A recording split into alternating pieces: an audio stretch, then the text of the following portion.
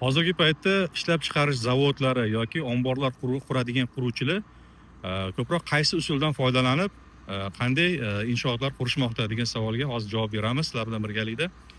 Hozirgi kunda omborlar yoki ishlab chiqarish zavodlari qurayotgan quruvchilar asosan temir beton konstruksiyalari yordamida tez bitadigan mustahkam binolar qurishmoqda.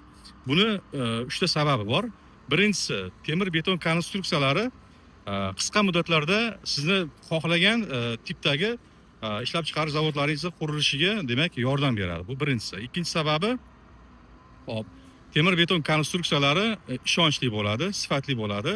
Shu GOST standartlariga asosan ishlab chiqarilgan temir beton konstruksiyalardan foydalangan holatda demak sifatli bino qurishingiz mumkin bo'ladi.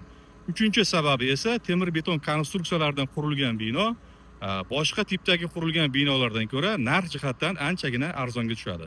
Shuning uchun hozirgi zavod quruvchilari asosan zavod yoki omborlar quruvchilar asosan temir beton konstruksiyalardan foydalangan holatda binolarni ishlab chiqarish zavodlarini qurishmoqda.